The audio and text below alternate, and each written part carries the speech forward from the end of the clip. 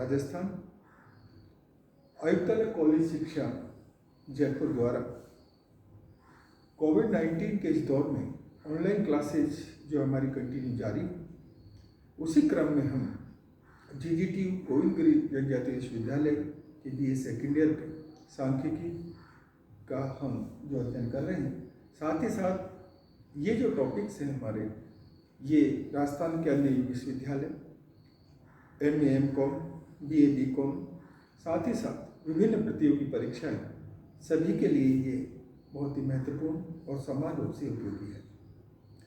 हम सांख्यिकी के विभिन्न टॉपिक्स का अध्ययन जो कर रहे थे, उसी क्रम में आज हम महत्वपूर्ण टॉपिक का जो अध्ययन करने जा रहे हैं वो है हमारा विषमता। विषमता, जिसको हम इंग्लिश में स्क्यूनेस के नाम से जानते हैं, कि विषमता के अंतर्गत जो हम पढ़ेंगे, संक्षेप में हम देखते हैं कि हमें विषमता में क्या क्या अध्ययन करना। सबसे पहले विषमता होती क्या है, स्क्यूनेस कहते किसको है, अर्थात इसकी परिभाषा क्या है। फिर विषमता का पता किन आधारों पर लगाते हैं और विषमता के मापन के कौन कौन से तरीके हैं, विषमता के माप कौन कौन से हैं, उनका हम अध्ययन करेंगे। तो हम देखते हैं कि विषमता कहते किसको, यानी विषमता का मतलब हुआ असम्मति, यानी जब सम्मति का अभाव हो, यानी सम्मति के अभाव को ही विषमता कहा जाता है। यानी जो सिमेट्रिकनेस है उसमें अगर डिस्टर्बेंस पैदा हो जाए तो हम कहेंगे कि विषमता उत्पन्न हो गई है। अर्थात परिभाषा की दृष्टि से हम एक सिंपल रूप से देख सकते हैं कि सम्मति के अभाव को ही विषमता कहते हैं। जैसे मान लीजिए हम एक नॉर्मल कर्व बनाए, तो ये जो हमने नॉर्मल कर्व बनाया, ये एक्स अक्ष और दोनों ही एक्स अक्ष पर राइट और लेफ्ट, यानी कि ये लेफ्ट साइड और ये राइट साइड दोनों ओर समान रूप से झुका हुआ है, तो हम कहेंगे कि ये सिमेट्रिक है, यानी इसमें विषमता का अभाव है। क्योंकि जब हमने इस नॉर्मल कर्व को बनाया तो इसका जो पीक पॉइंट है वो सेंटर में है और लेफ्ट और राइट दोनों ही तरफ इक्वल हमें इसकी शेप नजर आ रही है, तो हम कहेंगे कि इसमें विषमता का अभाव है। अगर हम इस चित्र को इस तरह से देखें कि ये हमने जो चित्र बनाया उसको ये राइट साइड की ओर डायरेक्ट हुआ, या ये चित्र ऐसा हो अगर कि जो हमने बनाया वो लेफ्ट साइड की ओर डायरेक्ट हुआ, अर्थात जब राइट साइड हो या लेफ्ट साइड हो, दोनों ओर ही हमारे जो कर्व है उसका स्लोप अगर बनता है तो हम कहेंगे कि यहाँ पर विषमता उत्पन्न हो गई है। अर्थात जब सिमेट्रिकनेस होती है, अर्थात असम्मति का अभाव होता है, तो हम कहेंगे कि विषमता है नहीं। लेकिन जब असम्मति उत्पन्न हो जाती है तो या तो हमारा कर्व बाईं ओर झुकेगा या हमारा कर्व दाईं ओर झुकेगा। अगर तो हम कहेंगे कि अगर ये दाईं ओर झुकता है कर्व, तो हम कहेंगे कि यहाँ पर धनात्मक विषमता है, और अगर हमारा कर्व लेफ्ट साइड की ओर गिरता है तो हम कहेंगे कि यहाँ पर जो विषमता है वो ऋणात्मक है। अर्थात हमने देखा कि विषमता या तो धनात्मक है या ऋणात्मक है। जब कर्व दाईं ओर गिरता है तो हमने कहा विषमता धनात्मक है, जब कर्व बाईं ओर गिरता है तो हमने कहा कि विषमता ऋणात्मक है, और जब कर्व सीधा एक घंटाकार आकृति में है तो हमने कहा कि विषमता का अभाव है।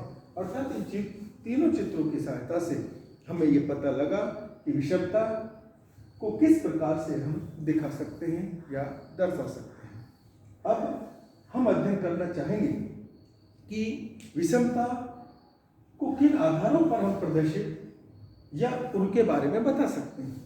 तो हमने 4 महत्वपूर्ण बिंदु होंगे जिनके द्वारा हम बता सकते हैं कि किसी कर्व के अंदर विषमता है या नहीं है। तो पहला जो आधार है बताने का कि माध्यों का संबंध।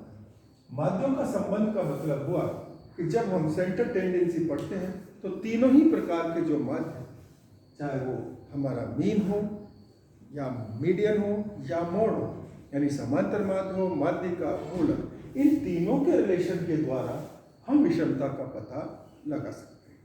देखिए जब हमारा ये चित्र हमने देखा, एक घंटाकार आकृति का था, अर्थात एक सिमेट्रिक रूप से वृद्धि हो रही थी, फिर पीक पॉइंट था और उसके बाद नीचे की ओर गिरता था। तो इसमें हम कह सकते हैं कि जब ये घंटाकार आकृति होती है तो हम माध्यम की सहायता से अगर पता करें तो यहाँ पर समांतर माध्य और माध्यिका और बहुलक तीनों ही इक्वल होते हैं। अर्थात जब एक घंटाकार आकृति बनती है तो वहाँ पर समांतर माध्य, माध्यिका और बहुलक इक्वल होते हैं, तो हम कहेंगे कि यहाँ विषमता का अभाव है। अर्थात यहाँ विषमता बिल्कुल भी नहीं है। जब हम माध्यम की सहायता से इनका संबंध देखते हैं तो समांतर माध्य, माध्यिका और बहुलक तीनों एक ही बिंदु पर होते हैं और यह आकृति एक घंटाकार आकृति होती है। अगर हमने दूसरा देखा कि अगर ये दाईं ओर हमारा कर्व गिरता है तो दाईं ओर कर्व जब गिरता है और हम इन माध्यम की सहायता से विषमता का पता लगाना चाहते हैं तो हमने देखा कि यहाँ पर समांतर माध्य और बहुलक की दूरी सर्वाधिक हो जाती है। अर्थात जब एक कर्व दाहिनी ओर गिरता है तो यहाँ पर जो हमारे तीनों माध्य हैं उनमें समांतर माध्य सर्वाधिक दूरी पर होता है इसके बहुलक से। अर्थात बहुलक से सर्वाधिक दूरी होती है और उस स्थिति में जो है इनका जो रिलेशन निकल कर आता है कि बहुलक और समांतर माध्य सर्वाधिक दूरी पर होता है, तो जब हमारी विषमता धनात्मक होती है और ये दाहिनी ओर गया होता है तो वहां पर समांतर माध्य सबसे अधिक होता है और बहुलक सबसे कम। अर्थात क्योंकि हमने कहा था समांतर माध्य और बहुलक दोनों की दूरी सर्वाधिक हो जाती है। इस स्थिति में इनका जो रिलेशन निकल कर आता है, समांतर माध्य सबसे बड़ा, उससे छोटा माध्यिका और सबसे छोटा बहुलक। हम इनके संबंध देखकर हम बता सकते हैं कि यहाँ पर ये धनात्मक विषमता की बात कर रहे हैं। अगर हमारा कर्व बाईं ओर गिरा तो वहां पर जो विषमता है वो ऋणात्मक होती है और इन माध्यम की सहायता से हम अगर देखें तो वहां पर इनका जो रिलेशन निकल कर आएगा कि समांतर माध्य और बहुलक, जो बहुलक यहाँ पर सबसे बड़ा होगा और समांतर माध्य यहाँ पर सबसे छोटा होगा। जबकि धनात्मक विषमता में हमने कहा था कि समांतर माध्य सबसे बड़ा हो जाता है और बहुलक सबसे छोटा। लेकिन जब इसमें हम देखें तो समांतर माध्य सबसे छोटा और बहुलक सबसे बड़ा होता है। अर्थात जब हम माध्ययों की सहायता से विषमता का अध्ययन करना चाहते हैं तो सीधी सी हमने एक बात देखी, जब तीनों इक्वल होते हैं तो हमने कहा विषमता का अभाव होता है। जब ये दाहिनी ओर झुका होता है, धनात्मक विषमता होती है, वहां पर समांतर माध्य सबसे बड़ा होता है, बहुलक सबसे छोटा होता है। जब यही कर्व बाईं ओर गिरता हुआ होता है तो वहां पर बहुलक सबसे बड़ा हो जाता है और समांतर माध्य सबसे छोटा हो जाता है। इस प्रकार हम माध्यम की सहायता से विषमता का अध्ययन कर सकते हैं। दूसरा, अगर हम आधार देखें विषमता के लिए तो माध्यिका से विभाजन मूल्यों की दूरी, कि जो हमारा माध्यिका है उससे विभाजन मूल्य की डिस्टेंस क्या है।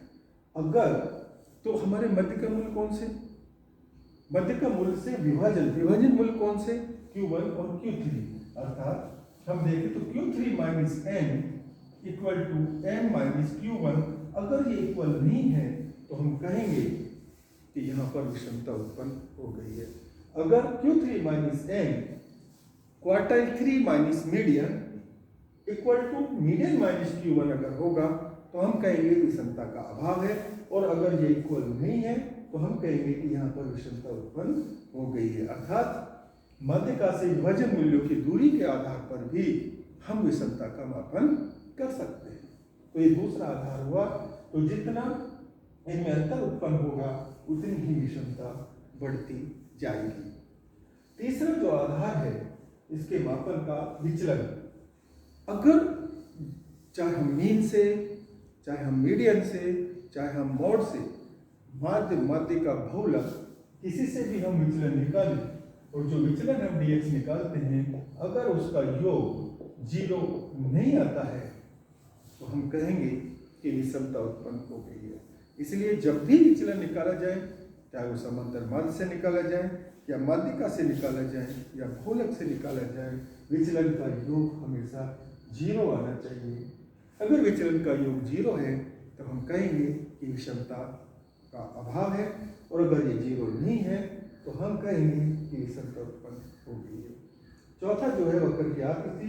वक्र की आकृति जैसा कि हमने चित्र में ही बता दिया था कि अगर इसकी आकृति घंटाकार आकृति है तो वहाँ पर हम कहेंगे कि विषमता का अभाव है।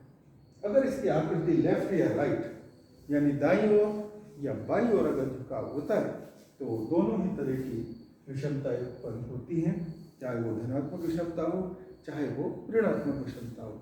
अगर ये दाहिनी ओर झुकता है तो हमने कहा कि यहाँ पर धनात्मक विषमता होगी, और अगर यहाँ पर ये बाईं ओर गिरता है वह होता है तो हमने कहा कि ये ऋणात्मक विषमता होगी। इस प्रकार हमने देखा कि विषमता को हम 4 आधारों पर समझ सकते हैं।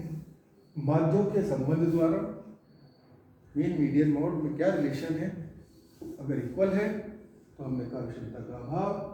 अगर इनमें वेरिएशन पैदा हो गया तो विषमता की उत्पन्न होगी। माध्यिका से विभाजन मूल्यों की दूरी के आधार पर विचलन का जो टोटल है अगर वो 0 नहीं आता है तो हम कहेंगे विषमता उत्पन्न हो गई है, और वक्र के आकृति के आधार। अर्थात ये 4 तरीके हैं जिसके द्वारा हम विषमता का पता लगा सकते हैं। अब बात आती है कि जो विषमता उत्पन्न हुई उसके मेजरमेंट के क्या तरीके हैं। तो देखिए कि विषमता के मापन के लिए बहुत सारे सांख्यिकी विदों ने अपने अपने तरीके से उनका मापन किया, और यहाँ पर हम जब विषमता के मापन की बात करेंगे तो 2 सांख्यिकी विद महत्वपूर्ण हो जाते हैं, एक कार्ल पियर्सन और दूसरा बाउले। अर्थात कार्ल पियर्सन ने अपने तरीके से विषमता का मापन किया, बाउले ने अपने तरीके से विषमता का मापन किया। तो दोनों ही के जो माप है उनका हम यहाँ पर अध्ययन करना चाहेंगे। तो जब हम विषमता के मापन की बात करते हैं तो विषमता के 2 माप होते हैं, एक है प्रथम श्रेणी का माप और एक है द्वितीय श्रेणी का माप।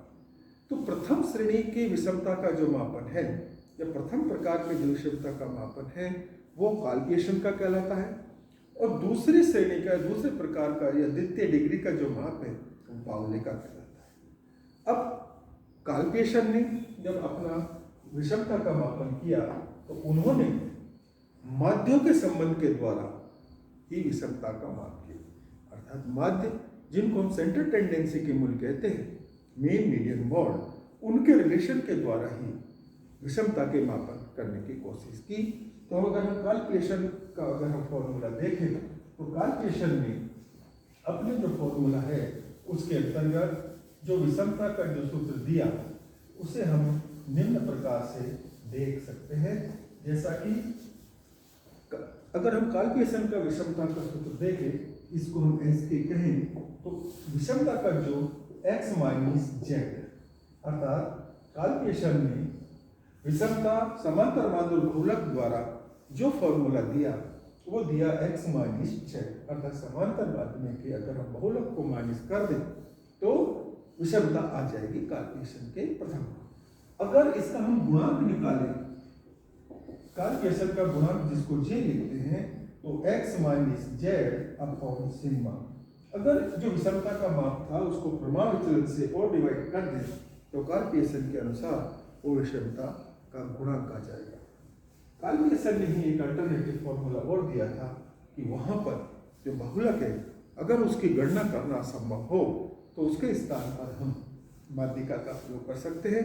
तो जो उन्होंने सूत्र दिया कि विषमता का वो दिया था विषमता बराबर 3 ब्रैकेट x बार माइनस m, 3 ब्रैकेट समांतर माध्य माइनस माध्यिका।